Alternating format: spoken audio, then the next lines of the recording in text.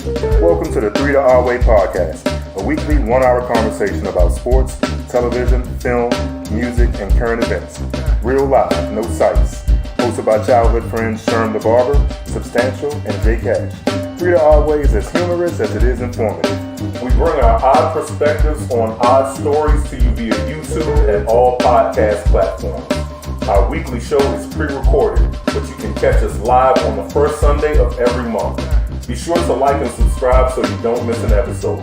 Now let's get to it.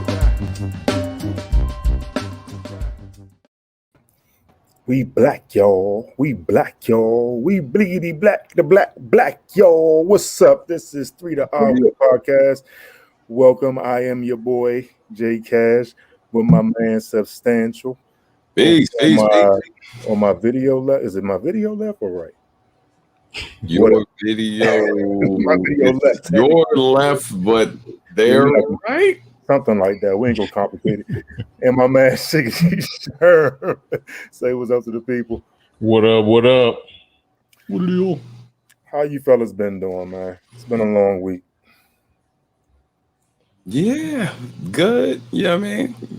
Can't complain. It's been yeah, man. Well, I'm gonna speak on the thing I'm super excited about in a sec. So, Sherm, take it away. You know what I mean? Well, yeah, everything was good. Weekend wasn't nothing too spectacular. Got out on my bike, per usual.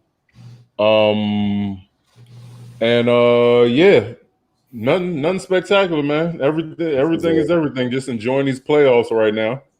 It's the first real hot weekend we've had. Hot. Summer's hot. Yeah. Yeah, and on top of that, the cicadas is flying everywhere. You can't avoid them. So just out here, you just hear people right? up there. Yeah, exactly. I got a real strange story, man. So I've been going down to Indian Head, Maryland, riding the Indian Head Trail because there are literally zero cicadas down there, dog. How does that happen? Weirdest thing ever. Like almost as soon as you get to the trail, the cicada, because they're all like they're in St. Charles, like they're in Waldorf, but once you get to Indian Head Trail, they absolutely disappear. You don't hear them, anything, man. It's the craziest shit. I don't know, son. So that's why I'll be riding until they're gone. I never heard of a cicada-free area, but it's the craziest shit. Right. And this is the second week. This is the second time straight. I rode there Thursday before last, and then today. Zero cicadas, man. That's weird. Type of sorcery is that, son? Right. Maybe it's just you. Maybe they don't. Like, you riding too far for us. Fuck that. Like, oh my coming. We catch you on the way back, motherfucker. We catch you on the way back, motherfucker. Yeah, man. But shout out to our folks in the chat. Yeah, shout out to Maurice G. Shout out to Steph. I see you. So yeah, man, it's been an interesting week for me. Getting back in shape, which has been challenging. The cardio part is the hardest part for me. Is opening up my lungs. Also, gearing up for the summer league basketball camp or whatever that I'm a part of. So, been busy. Been mad busy. What's going on, Avis? I see you. So that's that. Yeah, man. Yo, for those that are out there. Hold up, son. Oh, wait. You about to do the subscribe and all? My bad. Go ahead. My bad. I'm excited, son. I'm excited. For those that are out there that haven't liked or subscribed, please take this opportunity to do so. We would like the likes to match the view. So keep those likes going. And if you haven't subscribed, it costs you nothing to hit that subscribe button and follow us every week. Yeah, I appreciate it, Morrissey. I know it's tough, man. I'm gonna keep doing that. You know what I mean? I'm focused, man. I'm focused. So, Stan, what you got? Something you want to talk about, man? I do, son.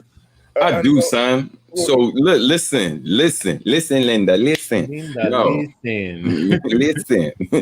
Dude, so yeah, man, it's been a week of receiving proofs and samples of merchandise, and got a few things in the mail this week. One I'm rocking right now, you know what I'm saying? I got the song coming out tomorrow called Dedicated and Driven, you know what I mean? So, got pointing wrong side bow there, looking at the screen, trying to do it. It's not the business. So it's but it's dedicated and driven.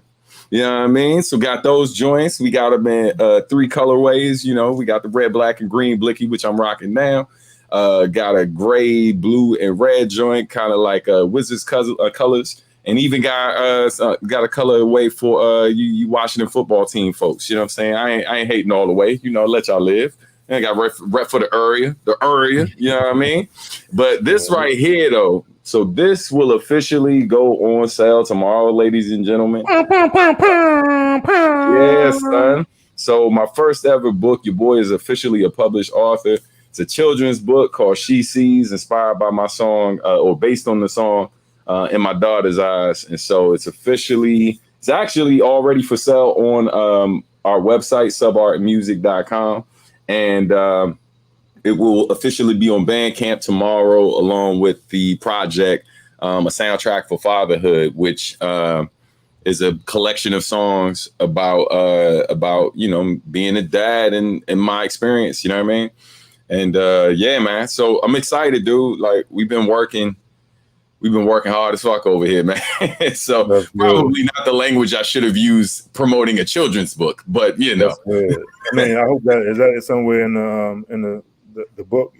No, that She that sees language daddy working hard as fuck. She see daddy working hard AF. But yeah, man, we're super excited, man.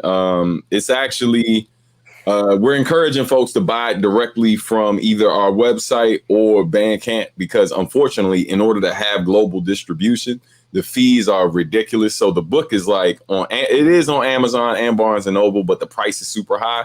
It's like $27 on those sites. So rather than getting it from them, you can buy it directly from us for like $20 to $25. $25 version, get it autographed and all of that.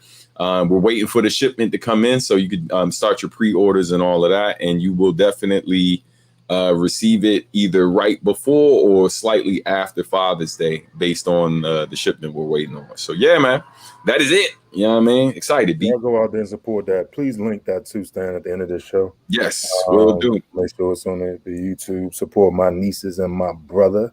No, man. And shout out to Luna Bunny for the shirts is fire too. Illustration, man. Killed it, man. Oh, thank you, bro. Yeah.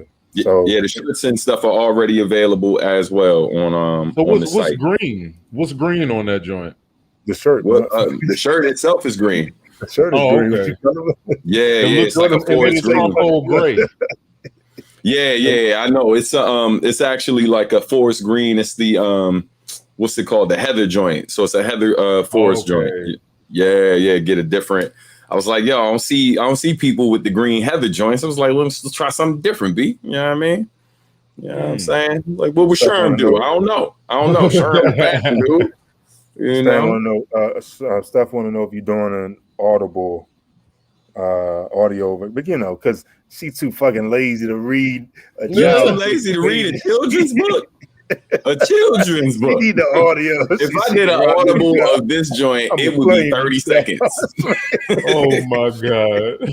The description would be 10 to 15 of the seconds. The description might be longer than the whole book, because it's roughly about 2 to 3 sentences every 2 pages or so. It's a children's book. And so, so it ain't a whole lot. And look, hold on. We gonna open that blicky up. Let me do the voiceover for that. Right. You know what I mean? Bam. As you can see, that would be the fastest Audible book ever. The dope thing is, though, if you get it on, when it goes up on Bandcamp tonight at midnight, it will have a PDF version of it. So if you're at a computer or on your phone and stuff and want to read it that way to your kid, you can do that too and get the file. Shout out to the missus, who is editor of the book. So it's dope when you look it up on what's the joint? When you look it up on Amazon, it actually lists all of our names, my name, Luna Bunny's name, and Shell's name, because Shell's the official editor of the book. So Yeah, man. It's a great feeling, dude. We're excited, man. That's what's up. All right, man. Let's move this along. A lot Yes, to sir. talk about. A lot. It may not even be in the headlines, but we're gonna get through it. Sherm, what you got, man? All right. Well, first off, I got my typical beer of the evening here. I got Oh yeah. Firm and Rise Up collaboration, Mellow Out. It is a marshmallow stout, coffee stout, and it is fantastic. So what the marshmallow does is, I guess it kind of it adds to the sweetness, and I guess it's like, it's kind of similar to a coffee creamer effect. I don't know, but it definitely, when you crack it open, it has a pretty mean head. It comes out of the mouth. So I'm assuming that's what the marshmallow does to it. But yeah, it's pretty nice, man. Pretty nice. Nice. I'm Nice. gonna leave them jokes alone. I so wanted to go in right there. Man, hey, you see me staying strong. I'm staying strong. I'm staying strong. You good, Sherm? Go ahead, Sherm. Just keep moving, Sherm. So yeah, we're gonna go and fantastic mouthfeels, real nice, smooth, jammy here. So yeah, man. If you get a chance, if you see it, cop it. Like I said, Firm and Rise Up. I've never had either one of these two companies before, but yeah, pretty dope. But yeah, on to music. I got the opportunity to listen to T.Lucas's album, The The True Evaluation of Self-Talent. Real good project. Yes. I was pleasantly surprised. It was it was very well mixed. I like how they mixed his voice down. They gave it a bit of a richer tone. Not that there's anything wrong with his voice, but I just like how it's mixed down on the album, because they mix dudes' they mix artists' voices to sound different from time to time, especially in hip hop. But yeah, standout tracks to me are I would say Autobahn, Artificial, Sweet and Sour, and Almost There. The whole album, it's only an 8-track joint, 25 minutes. The whole album, like I said, is really good, but those are the standout tracks to me. Stan, I know you heard it, and I know you got some things to say, but I think you have something to do with it, right? Yeah, something slight, you know what I mean? So first and foremost, shout out to T.Lucas. Happy, we're a few days behind the release, but happy release day to him. And yeah, man, it's this is the project that when I first heard some of the songs from the project, I told him, I was like, man, this is some of your best work, dude. Basically right around the time, or about a year or so before we started working together, he was talking about releasing these tracks and talking about his plan of action and all of that. And we were also talking about collaborating. And I told him, man, I was like, yo, before you drop that joint, man, like you should go ahead and we do this collab, hopefully get some more people listening to what you're doing and hopefully bring some more ears to this project. So shout out. I know Avis, I saw him pop up on T.Lucas's Bandcamp page as a person who supported the project. So shout out to Avis. So I'm sure he's hip. But yo, man, it's great work. One of the joints you didn't mention, which is one of my favorites as well, is that Priceless Memories joint. I like that joint a lot too. But yeah, man, it's a great project. Sweet and Sour, hands down, is one of my favorite T.Lucas songs ever. You know what I mean? So really happy for the dude. Shout out to everybody who's already hip to T.Lucas. If you have not listened to the project yet, please do that. It's his true solo outing. Other things I did have to do with the project, he was consulting me through the process, and we talked about some of the stuff that should be singles. Shout out to Ace from Godzilla. That song Artificial, definitely one of my favorites. That shit go hard. That motherfucking what's his name? Joe D put his damn foot in that shit, man. That beat is disgusting. That and Sweet and Sour might be the best production on there. You know what I mean? Man. Yeah, and the only other track I had something to do with was He Can Do It. He had a slightly different version of that track some time ago, and I basically went in and added a little more percussion to it to make the drums hit a bit harder. But yeah, man. But this is a true solo outing for the brother, man. Super proud of T.Lucas. Keep rocking, bro.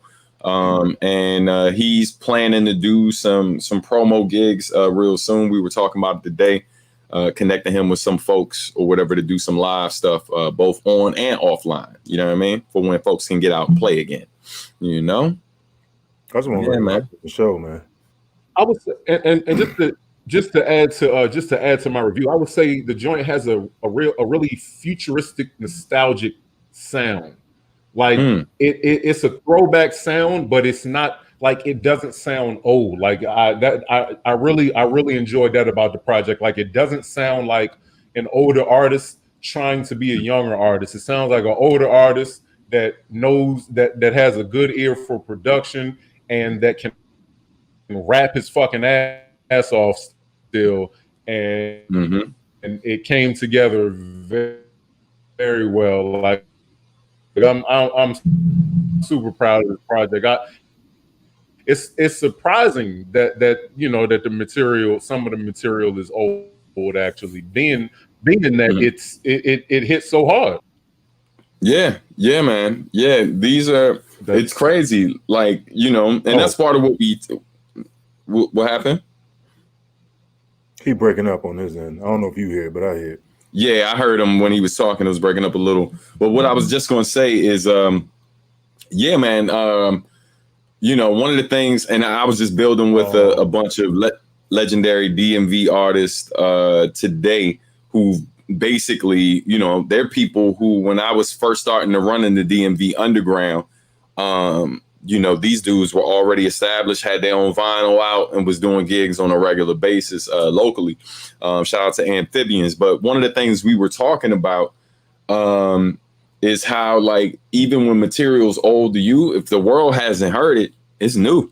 You know what I mean? And that's what that's what T.Lucas and I were talking about when we were listening to this material. I was like, man, it don't sound old. So I was like, man, don't rush to throw this out there. Like, it hasn't had a proper digital release, so take your time with it. You can refine it a little bit, figure out, like, a new order if need be, whatever you need to do, man. But let's get some ears on this. And so, yeah, man, shout out to T.Lucas. Congratulations again. You know what else works out for Travis, man? What's up? You know what else works out for Travis? What's that? He still has the damn voice of a teenager, yes. Which is really unfair, man. Yeah, he still sounds young. You know what I mean? And so we're not going to disclose his. Am I still breaking up? True age. Yeah, you choppy, bro. Check your bar, son. Yeah, your Wi-Fi. Your Wi-Fi ain't right. Go gadget Wi-Fi. Can't hear you now, son. We're doing it. Drop his ass, Dan. Drop his ass. Go out and bring him back in. All right. Drop his ass. You hear me? So T.Lucas project out now. Definitely check it out. The joint is dope. Sherm will be back in a moment. You know what I mean? Somebody got his Wi-Fi in a headlock right now. We try and work that thing out. You know what I mean? Stand by the modem. Oh man, ladies and gentlemen, we got to get T.Lucas. That was when we brought him on the show. That was my favorite show. Yeah, we hear you. We got you, bro. Okay. Yeah. For now, yeah. Yeah, Warpath said to stand by the modem, son. With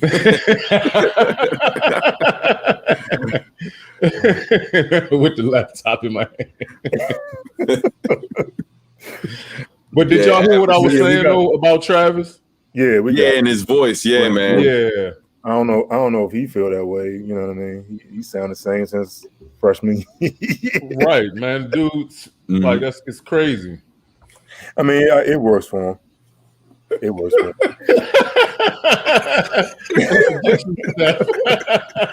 Oh man. But that's funny. Cable. Yeah, Hey, man. Look, I- whole time, bro. That's what So this look, is, man. But yeah, go ahead. Uh-oh. Motherfucker.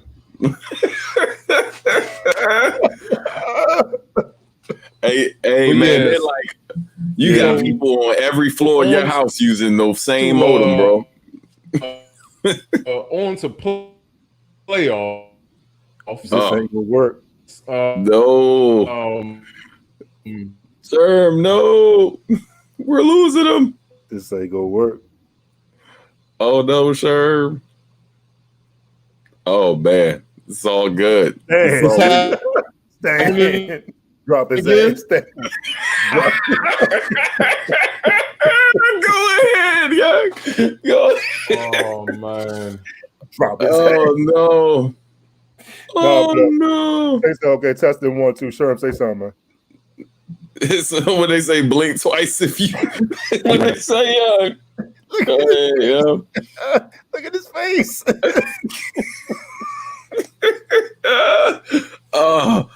Oh man, yeah.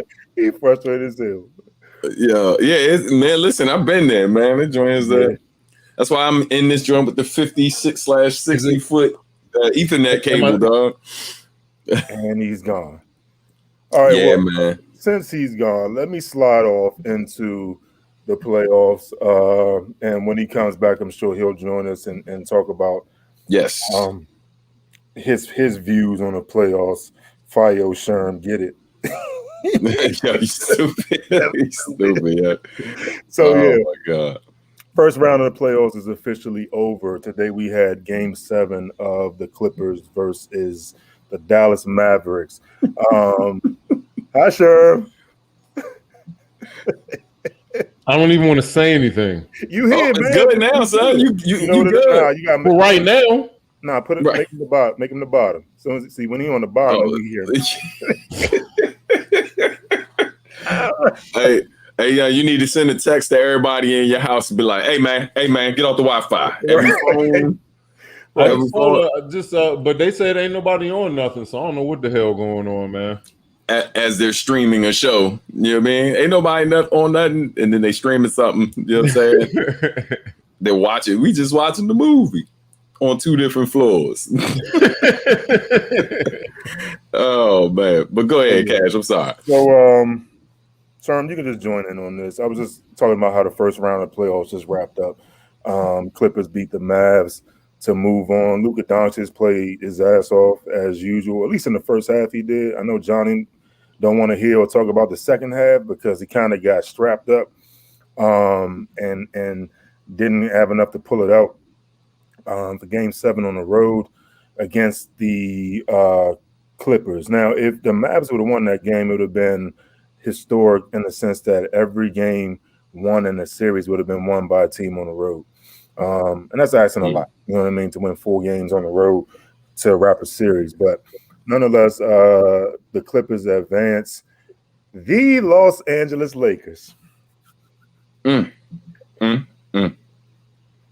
want to hear shit about. Now, let me say this. The argument always goes back, when you're talking about LeBron, it always goes back to Jordan. And one of the main things that people have argued was that LeBron never got put out in the first round of playoffs. And every time I had this discussion with somebody, it was always, LeBron never got bounced in the first round. LeBron never got bounced in the first round. Well, guess what? It finally happened. Anthony Davis gets injured, tries to come out and play on some Willis Reed, come back and take one for the team, which was foolish in my opinion, because, it's a groin injury. You could hurt yourself even further by continuing to play on something like that. So he tries to give it a go. He didn't last like 5 minutes. Then it was all on LeBron's and the rest of the teammates to try to pull it through, and they got cooked. I call him Cookbook because Booker from the Phoenix Suns was out there lighting that ass up. Oh, He was lighting that ass up. shit was disrespectful. Yeah, he was disrespectful every sense of the way. Inside game, outside game, you name it. He was out there doing it. So shout out to what's up, Johnny. Shout out to the Phoenix Suns for advancing to the next round. That's right, Steph. They dumpster fire.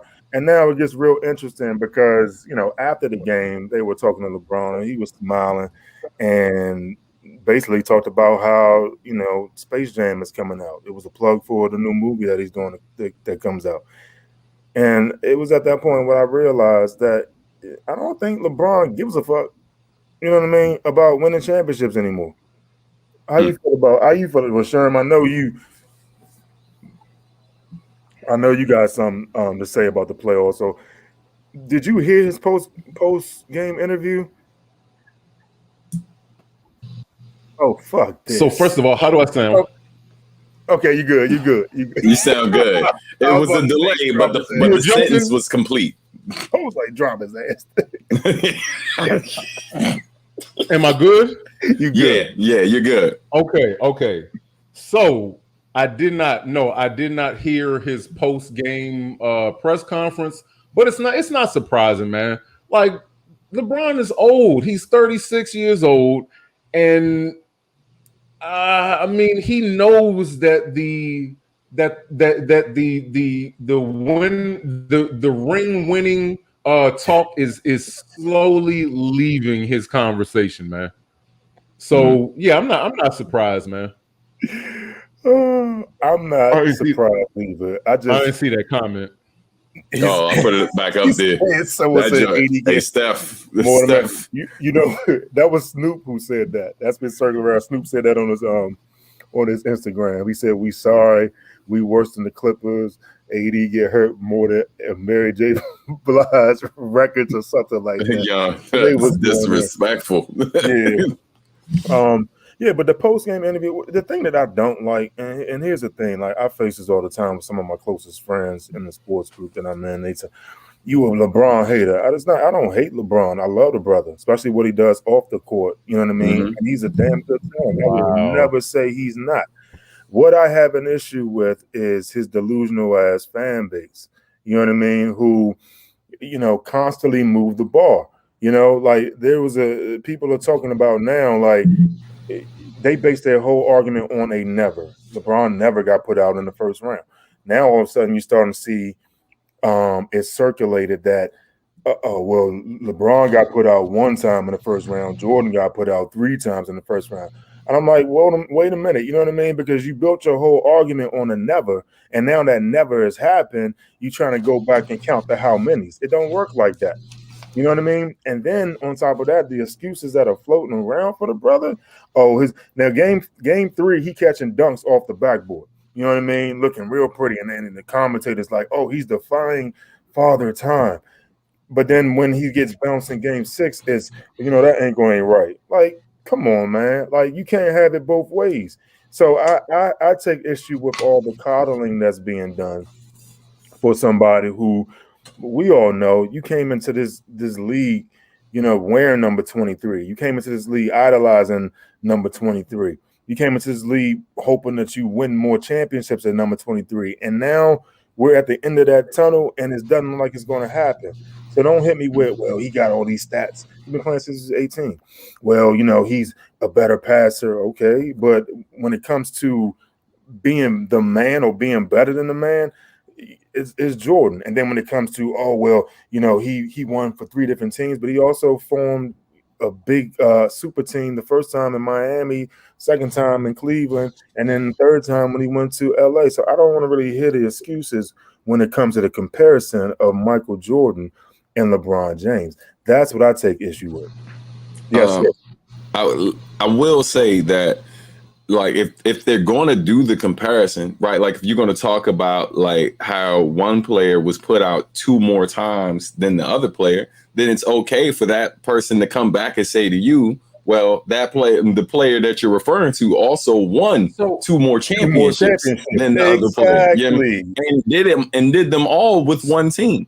You know what I mean? Yeah. And so, left the league, came back, and then got three more. So, which has never been done before. And so, that's very important. Hold on, Stan. I want you to complete your thought, but I just want to add. I got a three-peat. You know what I'm saying? Back to back to back, and then came back and did it again. You know what I'm saying? Right. Like that's not easy. You know what I mean? And yeah, there were glorified role players that came and joined Michael Jordan eventually. You know what I mean? Your Ron Harper's, your Dennis Rodman, who basically was just a rebound and defending guy. You know what I mean? And then they drafted, and that's another key important part. They drafted Scottie Pippen. They didn't go out there and negotiate super teams. They didn't say, you know what, let's put Michael Jordan and Sean Kemp together and put Gary Payton, you know what I mean? And then they're going to beat the Pistons. You know what I'm saying? It wasn't like that back in our era. So, yes, he was there, and he stuck it out there for the longest time, you know what I mean? And then dominated the league, you know what I mean, for like a decade. You know what I mean? So, right. And the last point I wanted to add was also, if they're going to talk about how LeBron's a better passer, then let's talk about the fact how Jordan was a defensive player of the year. So, absolutely. You know what I mean? So, there's so many different things you can talk about, you know what I mean? Like, they're different players. Let's just they are. It's okay for all of us to just say they are different players, but there can only be one GOAT. There can only be one GOAT. Yes, but that is all. I am done. I've reached my peak of sports knowledge. You did good, man. Thank you, sir. You know what I'm saying? I stretched today, you did. Well, go ahead, Sherm. Come on, Choppy. So there you go. So look, right?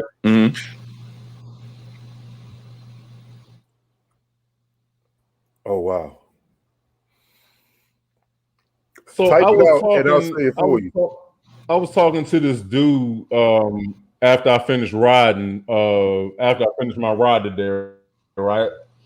And we were talking about this whole Jordan LeBron thing briefly. And so basically, it's breaking. All right, man. I don't know. No, just keep what going, you do. No, sure. Just complete whatever. Just complete the sentence, because we are getting full sentences. It's just a little delay in how they come out. But just go ahead, complete the thought. Okay. All right. So we were talking about how the players, the difference between the Jordan era and LeBron.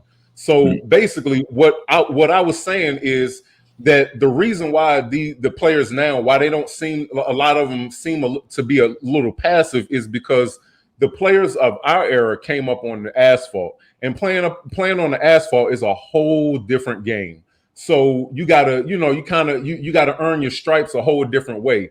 Coming up through the AAU league, through AAU and these other leagues, the players are coddled. So it's less of like the push to get rings. Like you want to get a ring because you're playing a sport, you're competing, so you want to win.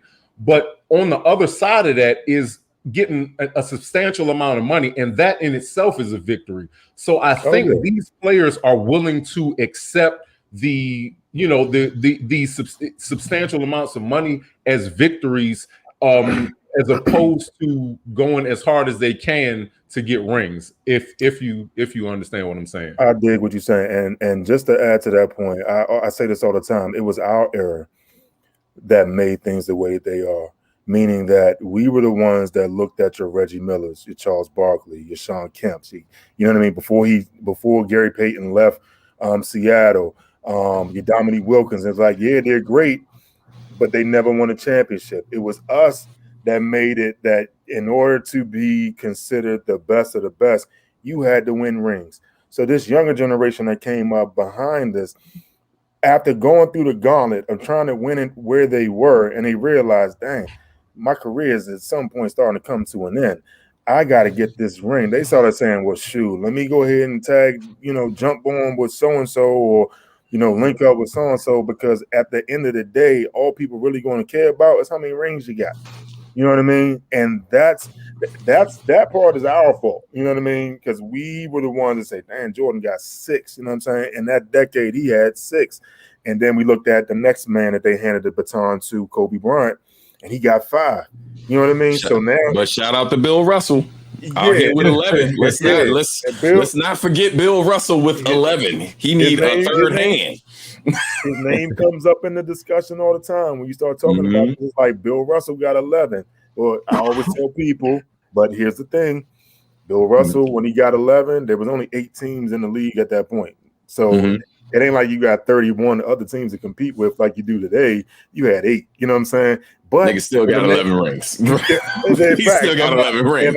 We can describe that shit any way we want. I'm like, I'm not going to take that away from him that he got 11. Right. You know what I'm saying? Yeah. I'm not going to take that away from him. And what I do appreciate with Mike too is that Mike never called himself the GOAT.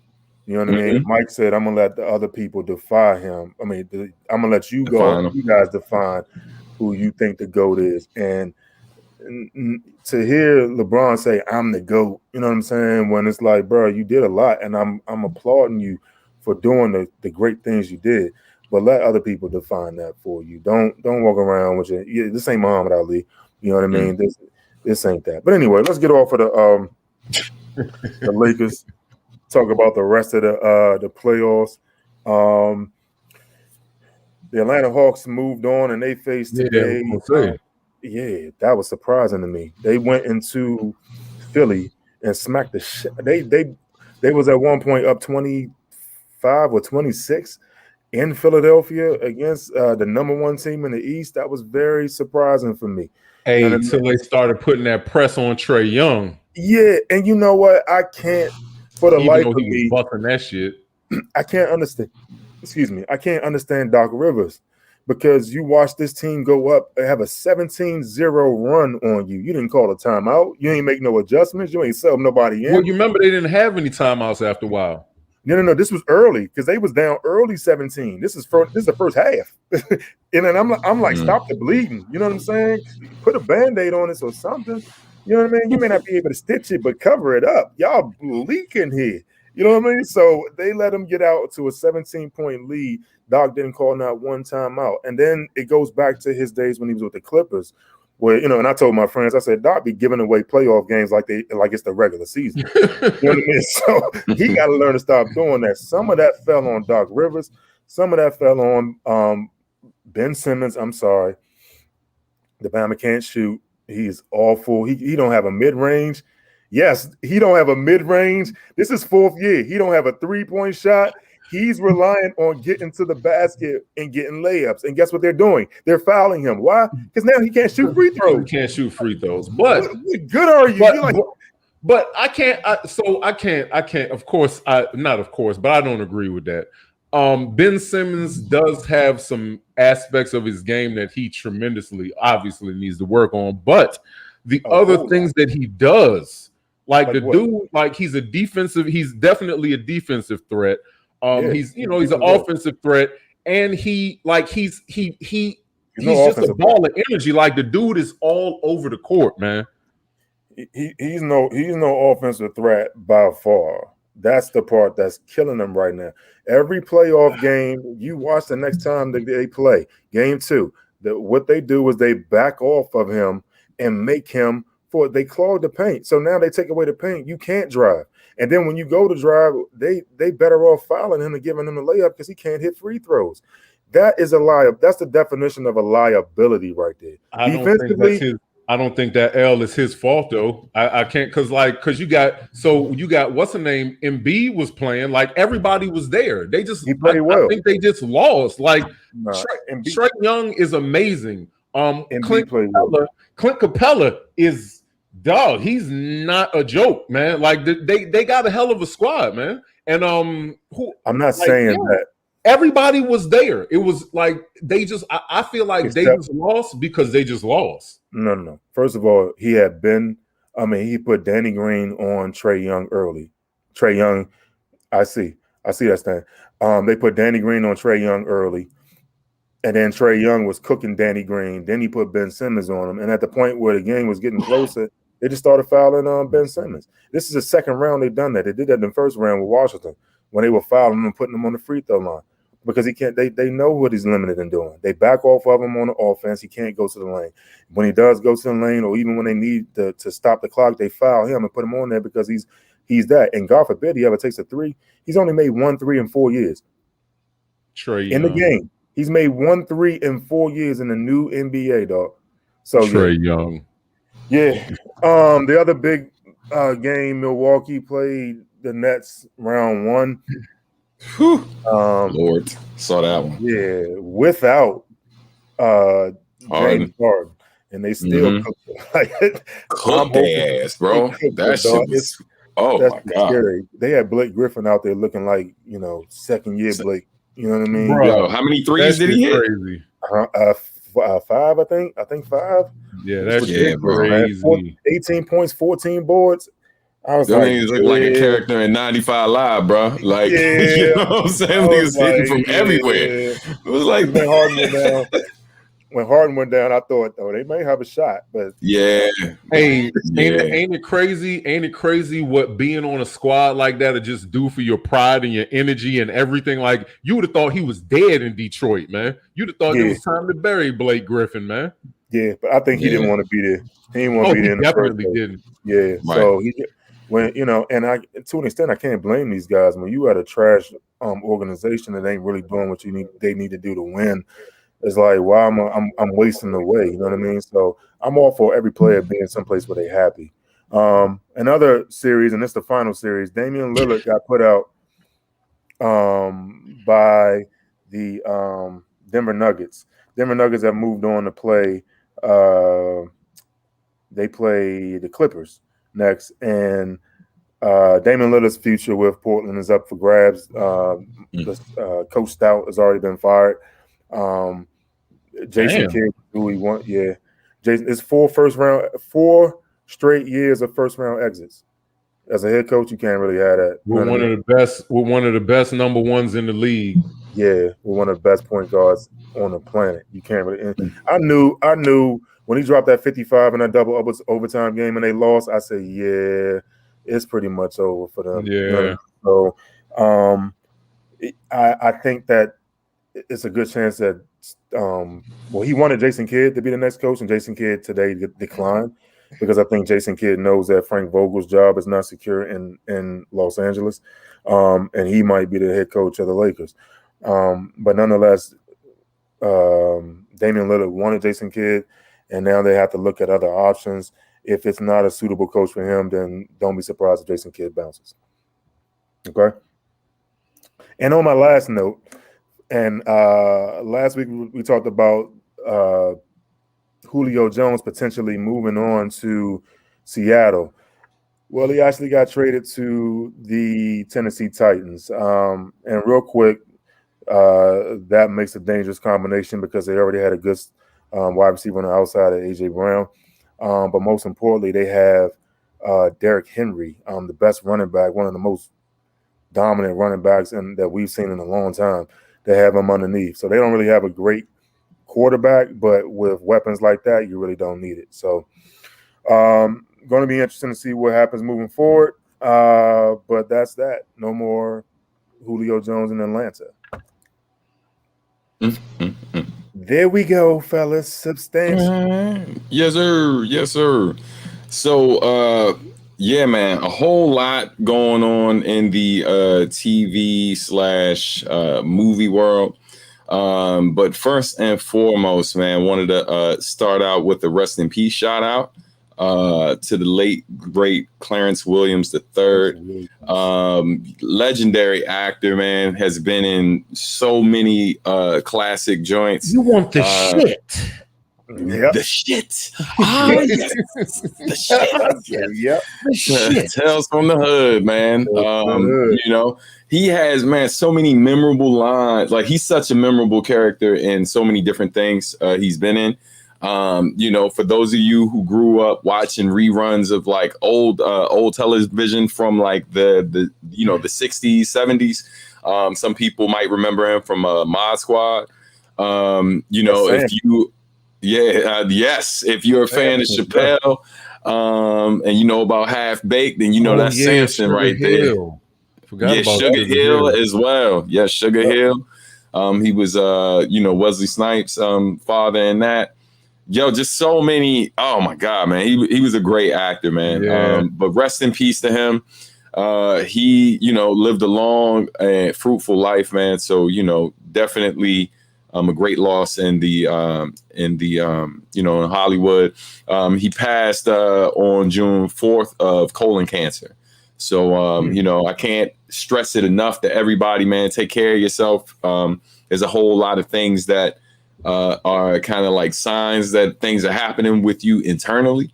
So pay attention to your body. Your body's trying to tell you stuff all the time. I had a scare some years ago, back in like 2010 or 2010 actually is when I first noticed something, and literally me going to get myself checked out immediately and having the procedure done that I had saved my life. You know what I mean? And I still go every few years to get that same procedure done just to make sure, just because of the history of cancer, specifically colon cancer, because that's took my Aunt Lorraine out. So yeah, man. Yeah, so take care of yourself. My grandmother, man. Yeah, man. But yes, man, definitely rest in peace again to Clarence Williams, man. But on a lighter note, man, there's been no shortage of dope programming, as I mentioned before. One of my favorite shows, man, that dude does not get its due. And I'm trying to bring something up real quick because I had it before and it disappeared. But man, if you are not familiar with the TV show Kim's Convenience on Netflix, it's a Canadian show, and it's probably, in my opinion, one of the best like hidden gems on Netflix that more and more people are starting to get hip to, but a lot of people don't know about, man. But again, the show is called Kim's Convenience. All 5 seasons you can watch right now on Netflix. And I'm gonna bring the image up in a second. But it is just, I will say this: it's probably one of the most diverse shows on TV. And this image that you're about to see, maybe not the best example of how diverse it is, but I'm gonna explain that in a second. Let's get this up on the screen. But so this is the cast, the main cast from the show. The show basically is about a Korean Canadian family who owns a convenience store. That's Appa in the middle right there. His daughter Janet, Uma, and the brother Jung, Kimchi, and I forget the sister's name. I mean, not the sister's name, but but Jung's lady's name. I know the cast names, bro. This show, yeah, that's his name on the show, Kimchi. I'm thinking about Martin. Sure I wasn't being racist. As soon as you said Kimchi, I thought about Martin Dragonfly Jones. Kimchi. Oh my God, yeah, man. But dude, listen. One of the great things about this show is if you're a person that, like, a lot of times the stuff that you like, you can't watch when your family's around. And I go through that all the time, right? Like there's a dope horror flick that just came out that I've been seeing crazy comments and reviews about it and stuff. I don't watch horror flicks all the time, but I like good ones. And so I've been dying to watch it. I haven't watched it yet because I got family, and then on top of that, my wife doesn't do horror flicks. So what's it called? And I'm messing with you. Yes, Steph. Yes, Shannon's her name. Thank you, Steph. But yeah, man. But this show, one of the many reasons. What horror were you talking about? What's the joint? The Devil Made Me Do It. What's the Conjuring? Yeah, Conjuring. Devil Made Me Do It. I keep seeing great reviews for it or whatever, so I'm planning to check it out. I haven't seen the Spiral movie yet as well. That's another one I've been waiting to check out. They say it's a good balance of horror and comedy. Got Chris Rock and Samuel L. Jackson in that.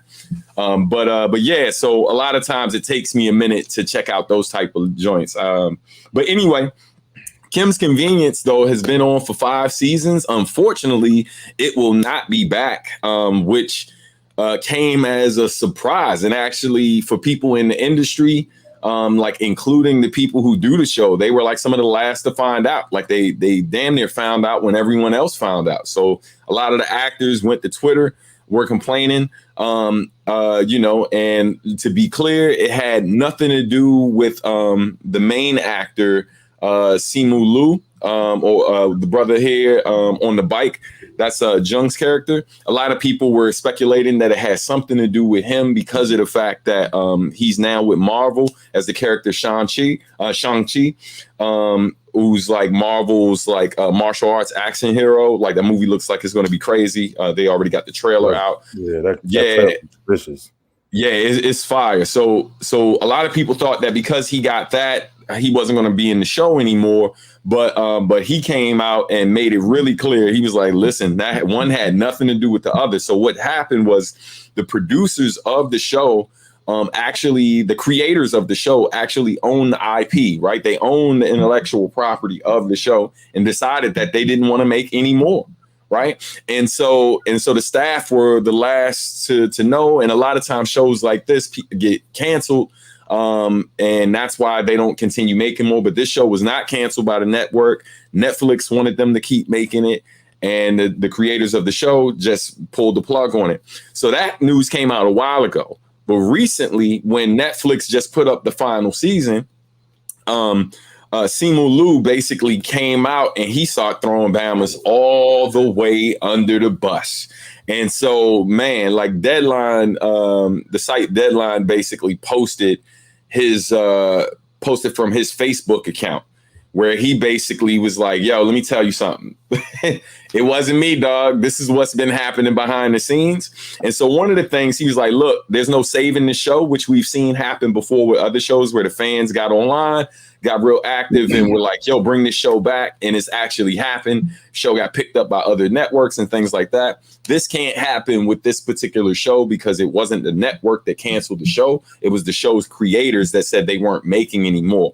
But one of the things that he threw Bammers under the bus about is the fact that it wasn't just that the guy said they weren't making anymore. He finds out through the grapevine that, yo, they actually were planning to do a spinoff show and eliminate the Korean family, who are the main family. And the white girl here at the end, Shannon's character, was about to get her own show. And now keep in mind, one of the things that makes the show so amazing is that even though it's about a Korean family, dude, they have a pastor in the show. The main pastor, she's Latina. Right, they got the employees who work at the rental place with them. Right, Korean. You got Black. You got Middle Eastern. Right, and then like some of the characters that come through the shop. Like it's all different types of people. Because I don't know if y'all have been to Toronto before, but Toronto is a really diverse city. So the show does a great job at showing so many different types of people. And that's what makes it dope, because you get so many different accents, so many different cultures. You know, a lot of like, you know, you got the typical relationships we're used to seeing. You got interracial relationships. You got different cultures clashing all the time, which is very like it's a very authentic feeling when you've lived in a major city before. So the show does a great job of doing that. So hearing that they basically have decided to cancel this show, do a spinoff show, and then white girl show. Hollywood ain't changed. Yeah, so yeah, man. And and Steph pointed it out. Yeah, he made it really, really, really clear that he does not want to reprise his character on his show, on her show. And he basically came out and said, "Hey, man, and I got love for her. Like this is the homie. I truly love her. She's special. But yo, like I would not come back for her show. Yeah, man. Yeah, man. And so, but not surprising. Yeah, I mean, right. And so conversation we can have later. Yo, for sure. To talk about, fellas. Trust me. Yeah, man. So I'm gonna wrap it up about this particular show because I did want to shout out one more show before we get out of here, dude. And one more movie actually before we get out of here. And And folks might be surprised to hear me talking about it, but when I say no fucks given, I'm gonna go ahead and just tell you this is one of the dopest things out right now. And I ain't telling you to pay $30 to go to watch it. Watch it however you want to watch it. But hey, man, Cruella. Hey, I'm a grown man that's looking forward to seeing that. I'm just not paying $30 for it. Yeah, hey, man, Cruella is fire. Fire, fire, fire. And let me tell you why. First of all, I will start with some of the negatives, right? One of the negatives is in order to watch this, you got to pay $30, or you can go to the, you can go ahead, roll the dice. If you ain't vaccinated, you can roll the dice and go see it in the theater, right? Mm-hmm. And then one of the other things is if you're a fan of the original 101 Dalmatians and stuff, there are changes. There are some things that are kind of questionable in terms of how it relates to the original story. All of that shit aside, hey man, dope ass writing, right? Dope cinematography. I promise you this, and mark my words right here, because I've been right a few times when I do the predictions for the Oscars. And hey man, they will get nominated for costume. Like, if they do not get nominated for costume design, dog, it is bullshit. You know what I'm saying? It is absolute bullshit. And I say this confidently as someone who's married to a fashion designer and has spent a lot of time around people in the fashion industry. Hey, bro, they were showing off. So this particular scene, quick spoilers, the way that the story develops, she starts competing with somebody who she's admired her whole life. And in this particular scene right here, she's actually standing on top of a car, right, that her competitor is in. And she created a train that is so long you can't see her. She was young, but like her homies tie up the car so she can't get out. And then she throws her train over the joint just to be like, she's the pass, it's all about me. And there are so many sequences like that when they're competing. She shows up at places where this woman is.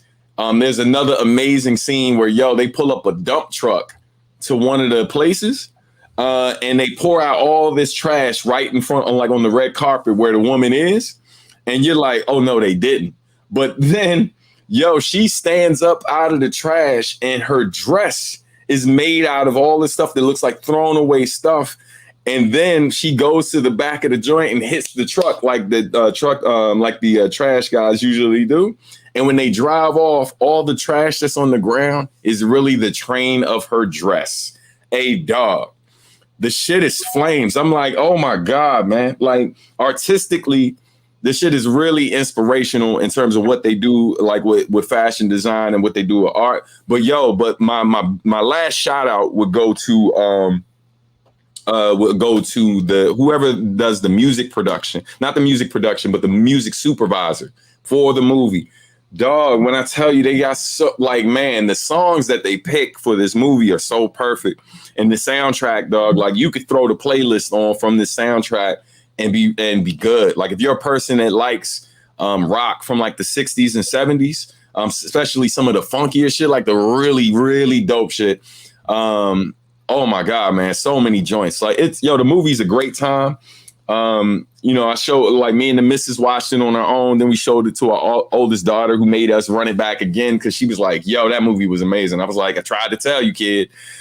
But no, I want to listen. You know me, man. I ain't out here sicing everything because there's lots of shit that's coming out. But I've been a fan of the actress, though. Emma Stone does an amazing job. Emma Stone kills it. Man. That joint tonight, man. Hey, man, listen. What's great about it is you can watch it with the family, but make no mistake, it's some hard shit in there. Like there's a body count in this joint. You know what I'm saying? So let's not play the games like, I won't say body count like that, but people, you'll see. And then the plot twist, the plot twist is pretty epic. Yeah, the shit is dope. Y'all are welcome. Enjoy that joint. Definitely. So again, check out that. check out Kim's Convenience. Those are my 2 recommendations. Last minute recommendation that I mentioned a week before. The show keeps getting better and better, and I'm thoroughly enjoying it. And that's Sam J's show on HBO called Pause. You know, it ain't for everybody, but I thoroughly enjoy it. It's a hilarious show. And Sam J is doing something really unique and doing something really dope. Especially that it came out during Pride Month as well, too. It's a lot of conversations she's having. She had Ricky Williams on the show on the last episode and had some really, really surprising and maybe uncomfortable for some conversations with Ricky Williams, which was really dope. But definitely check that out. And this other show on HBO called Hacks is a sleeper. Really great writing, and it's a dope ass show. So those are my recommendations, ladies and gentlemen. And all that good stuff, man. But now it's time to say goodbye to all my Negro friends. Ladies and gentlemen, it's time for us to wrap up. Just a last minute reminder. My children's book, She Sees, edited by the Missus and illustrated by Luna Bunny, is now available for order. We'll start shipping before Father's Day, and we'll hopefully get to you right before or a little bit after. But definitely check that out. Along with cool merch, the Dedicated and Driven joints. That single drops tomorrow. I'm gonna hit you with the merch link as Cash instructed right about nowish. Yes, sir. Sam. And subscribe to Patreon too, so Sherm can get better Wi-Fi. Right. I think y'all sabotaged me tonight, man. I think this was drop his ass. Right. Yo, that was the funniest shit. That needs to be an animated GIF. You know what I'm saying? Oh man. But once again, definitely. Man. This was a challenging show. It was, man, but it was good times though, always. But yes, Steph, Tiffany Goucher, she is dope. She was on that J Period and Black Thought joint that I just heard. She's really dope. She's actually on Sam J's show as well. She was on the last episode. I will be checking that out. Yeah, man. Floyd Mayweather, for anybody that's curious, Floyd Mayweather is fighting tonight. Hold on, son. And we didn't even get into Naomi Osaka. That's a whole other conversation. Yeah. So I still want to talk about that because it's real. And we got those too, son.